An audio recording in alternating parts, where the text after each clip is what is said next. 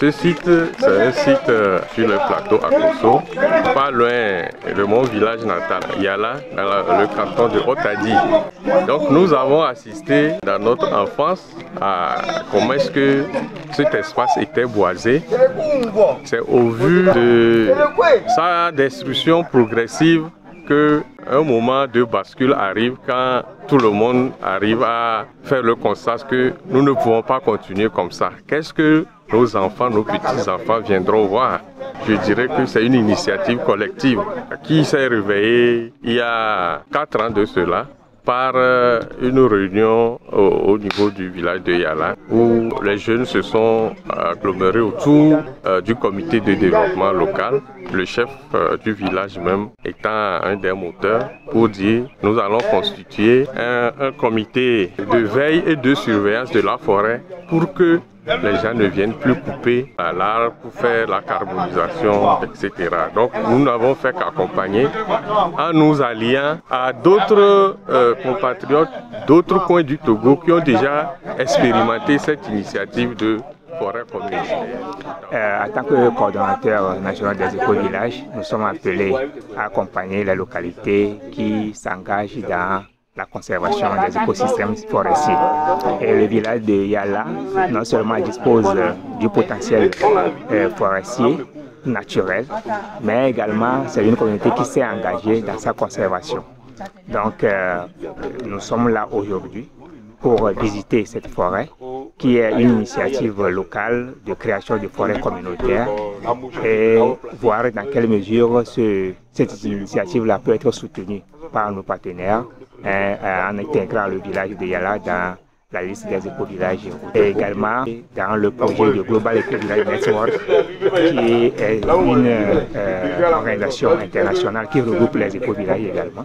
Donc nous allons voir comment les accompagner pour l'amélioration de leurs conditions de vie afin que ce projet de création de forêts communautaires puisse être bénéfique pour la communauté en termes de renforcement de leur résilience économique et climatique. Je suis très impressionné par ce que j'ai vu ici. C'est une localité qui dispose vraiment de potentiel forestier naturel qui mérite d'être soutenu.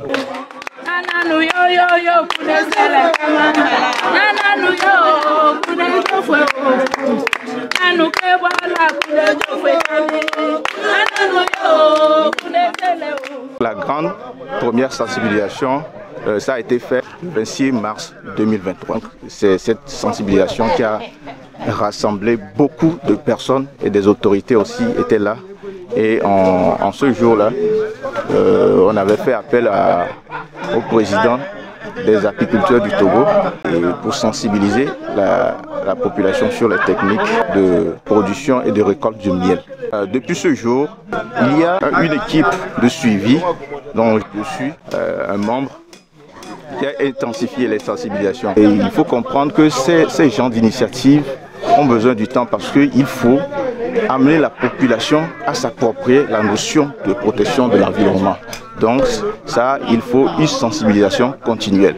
Il ne faut pas s'arrêter à 1, 2 ou bien 3 sensibilisations. Chaque fois qu'on vient dans ce milieu, on fait un effort de mobiliser la population et de continuer à les sensibiliser pour qu'ils s'approprient la notion. Nous avons profité de la journée du 1er juin passé pour disons, nous mettre aussi dans la dynamique nationale instituée par le gouvernement et les autorités du pays pour solliciter. Et je voudrais remercier vraiment les pouvoirs publics d'avoir disponibilisé ces plans-là. On avait presque 2000 plants et une partie a été plantée.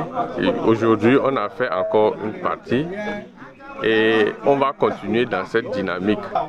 Donc nous voulons inscrire cette dynamique-là, conserver et à partir de cette conservation, agglomérer donc des initiatives d'écotourisme et des activités génératrices de revenus pour que la pression sur la forêt se desserre un peu.